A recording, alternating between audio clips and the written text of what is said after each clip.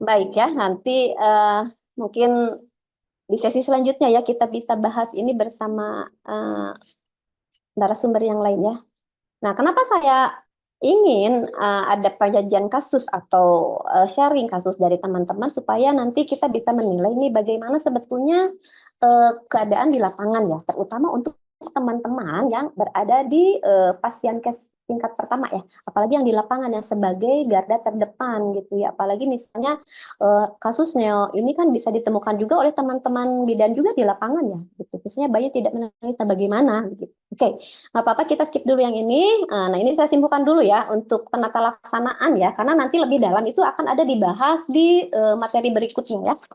Jadi penanganan cepat dan tepat sangat penting dalam mengelola kegawat daruratan neonatus dan meningkatkan peluang hidup bayi. Nah, di sini ada penata laksanaan cepat, penanganan cepat, dan kolaborasi tim medis. Ini ya kata kuncinya. Jadi penata laksanaan cepat itu responsif dan tepat waktu dalam mendeteksi dan menangani tanda-tanda kegawat daruratan.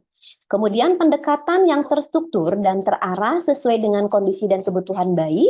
Kemudian kolaborasi tim medis. Nah, ini kerjasama antar tenaga medis dalam mendiagnosis dan mengelola kegawat daruratan. Ya, oke. Itu demikian yang bisa sampaikan di materi penata laksanaan kegawat daruratan neonatus. Ya, selanjutnya kita ke materi resusitasi neonatus dasar aja ya, Bu Eti ya. Izin.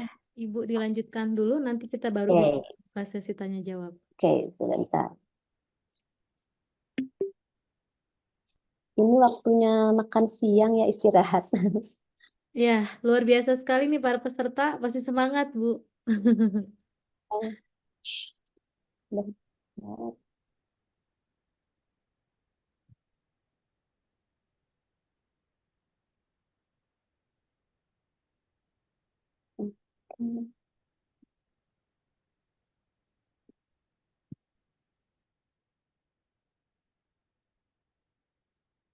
Baik,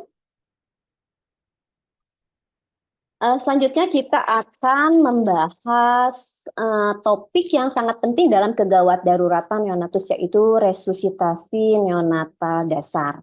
Ini adalah keterampilan dasar yang harus dikuasai oleh semua tenaga kesehatan karena sangat menentukan hidup dan mati seorang neonatus, terutama yang mengalami kesulitan bernapas saat lahir ya. Oke. Resusitasi neonatal adalah tindakan medis yang dilakukan untuk membantu bayi lahir yang mengalami kesulitan bernapas atau memiliki masalah kesehatan lainnya. Nah, tindakan ini bertujuan untuk membantu bayi bernapas, mempertahankan sirkulasi darah, dan memastikan fungsi organ vital lainnya. Oke, indikasinya adalah bayi yang lahir dengan asfiksia, apne, dan bradikardi ya. Nah, ini ya. Jadi resusitasi neonatal ini ditujukan pada bayi yang mengalami asfiksia atau kekurangan oksigen, atau apne tidak bernapas, atau bradikardi atau denyut jantungnya lambat. Oke.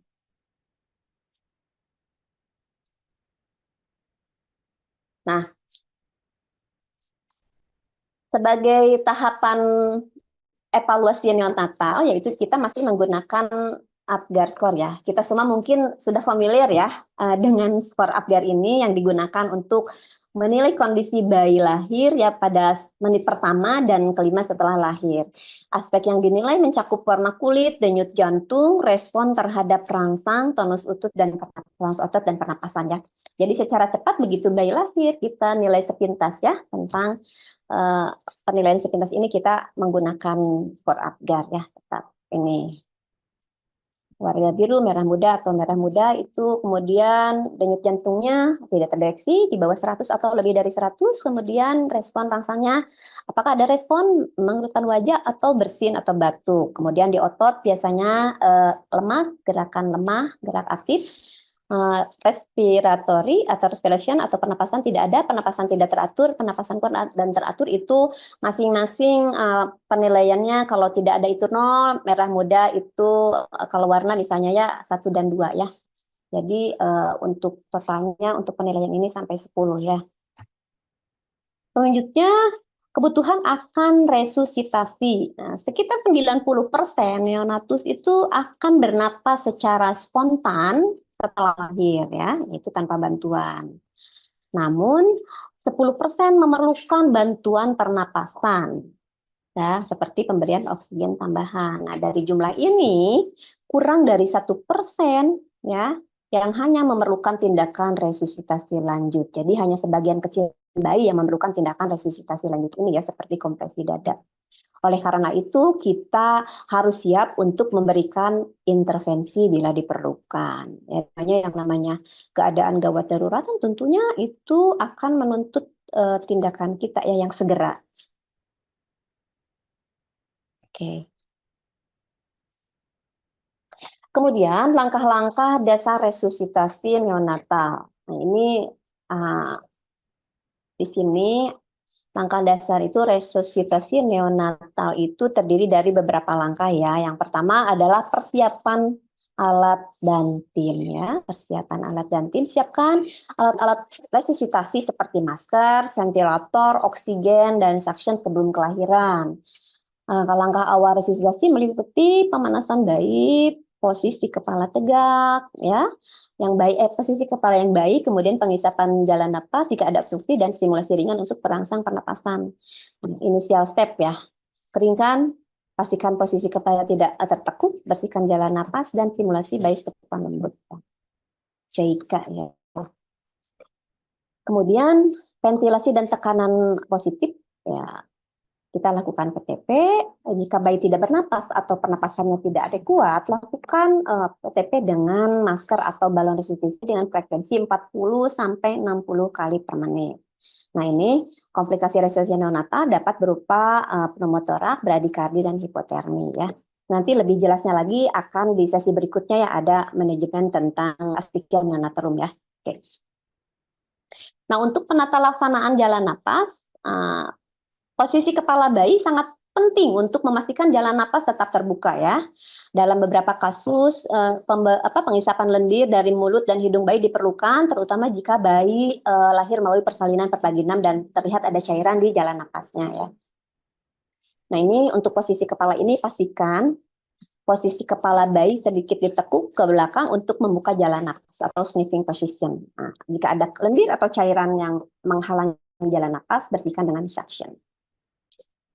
Untuk pembersihan jalan napas itu ya, untuk pengisapan lendir, kalau untuk yang dengan mekonium itu sebetulnya 2 kali kita lakukan ya, yaitu pada saat bayi lahir, misalnya kita sudah tahu nih bayinya dengan mekonium ya ketubannya. Maka pada saat begitu lahir, bayinya dilakukan isapan ya. Setelah itu isap lendir, isapnya kemudian jepit-jepit potong, kemudian ke meja resusitasi, nanti di sana dilakukan lagi isapan lendir ya. Jadi untuk yang ada mekonium itu dilakukan 2 kali pengisapan. Kemudian penilaian tindak lanjut. Pernapasan, penilaian tindak lanjut. Nah, ini perhatikan apakah, sebentar. Oke. Perhatikan apakah pernapasan bayi membaik setelah tindakan resusitasi ya. Nah, apakah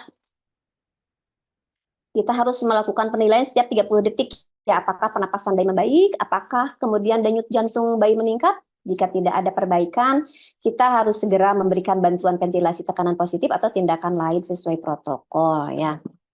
Itu pernapasan, kemudian denyut jantung, gunakan stetoskop setiap 30 detik, kemudian intervensi jika pernapasan atau denyut jantung tidak membaik, lakukan intervensi yang diperlukan. Untuk chest compression, ini jika denyut jantung bayi masih di bawah 60 per menit setelah ventilasi tekan positif selama 30 detik, maka kita harus mulai melakukan kompresi dada dengan rasio 3:1 antara kompresi dan ventilasi. Ya. Ini indikasinya adalah kompresi dada dilakukan jika denyut jantung bayi di bawah 60 ya. Nah, tekniknya seperti ini dengan 2 jari pada bagian Kak, tolong ambil boneka sebentar ya. Yang di sana, yang di atas ya. Jadi tekan dada bayi dengan 2 jari pada bagian tengah tulang dada. Nah, ini ya, ini sih bagian belakang kelihatannya. Bentar. Nah, ada boneka di sini ya. Nah, ini. Gini ya. Di sini ya. Nih, ini rasionya 3:1 antara kompresi dan ventilasi. Jadi hitungannya 1, 2, 3, 1. 1, 2, 3, 2 gitu ya. Jadi 3:1 ya untuk pemberiannya, teknik pemberiannya. Nah, kemudian penilaian, pantau frekuensi denyut jantung bayi setiap 30 detik dan sesuaikan intervensi sesuai dengan hasilnya ya. Tuh, tetap dilakukan penilaian ya setiap pemberian tindakan itu. Nah, untuk pemberian oksigen dan monitoring lanjutannya, oksigen tambahan ya, oksigen tambahan seringkali diperlukan, terutama pada bayi yang saturasi oksigennya masih rendah. Pemantauan saturasi oksigen dan denyut jantung harus terus dilakukan selama proses resusitasi ya. Berikan oksigen tambahan jika saturasi oksigen bayi masih di bawah 90%. Kemudian monitoring pantau saturasi oksigen bayi secara kontinu dengan menggunakan pulse oximeter. Itu. Nah, ini dulu nggak apa-apa. Nah, kesimpulannya, dalam resusitasi neonatal, tindakan yang cepat dan tepat sangat menentukan hasil akhir-akhir ya. Karena itu latihan kesiapan kita dalam menghadapi situasi ini sangat penting ya. Oke, intinya dari tadi ya, udah saya sampaikan tentang apa namanya, untuk penata laksanaannya nanti lebih jelasnya di sesi berikut ya, karena ini yang saya sampaikan adalah yang dasar ya, yang dasarnya yang saya sampaikan. Jadi mulai tadi penyebab, kemudian identifikasi tentang kegawat daruratannya, ya selanjutnya ada apa namanya, cara pemberian KTP ya, ventilasi tekanan positif, kemudian kita ada juga kompresi ya. Nah, ini untuk di lapangan lagi nih, lagi-lagi saya akan bicara di lapangan karena terutama nih ya, kalau biasanya kan ini kita temukan kalau pada bayi baru lahir, kita temukan di lapangan. Saat ini kita tentunya masih ada teman-teman yang mungkin masih menolong pasien, dipanggil nggak sih? Gitu. Saya tahu karena untuk penata laksanaan ini sangat tidak memungkinkan ya. Artinya yang perlu dipertimbangkan pada saat pertolongan persalinan, kenapa sekarang semua persalinan harus dilakukan di pasien case ya. Kenapa harus dilakukan di pasien case? Karena pada saat terjadi kegawat daruratan seperti ini kita sudah siap. Baik itu terhadap ibu ataupun bayi. Dan sekarang kita tidak lagi bisa menolong persalinan itu sendiri ya. Minimal harus ada 4 tangan ya atau 2 orang gitu kan. Jadi pada saat terjadi kegawat daruratan, 1 orang bisa menolong menangani ibunya dan 1 orang menangani bayinya. Ya, jadi tadi yang seperti saya sampaikan, kesiapan tenaga, kemudian alat juga harus dipertimbangkan ya. Jadi untuk kasus neonatus ini memang harus dilaksanakan dengan persiapan yang optimal. Artinya kita nggak mungkin ya kalau misalnya untuk bidan desa nih, terutama karena yang merasakan ya yang namanya di lapangan itu pasti akan lebih sulit gitu. Kenyataannya misalnya pasien itu udah keburu dipanggil atau apa gitu, bayi keberosotan atau apa gitu, kebrojolan, akhirnya kita dipanggil tidak bawa alat gitu kan, tidak lengkap, kemudian bayinya asfiksia, sudah itu yang akan meningkatkan tingkat angka kematian bayi itu meningkat ya, sehingga perencanaan untuk persalinan pun ini di stiker P4K itu harus diterapkan kepada pasiennya ya. Mungkin itu aja Bu Eti yang bisa saya sampaikan tentang penata laksanaan kegawat daruratan neonatus dan resusitasi neonatal dasar. Oke, saya kembalikan kepada moderator.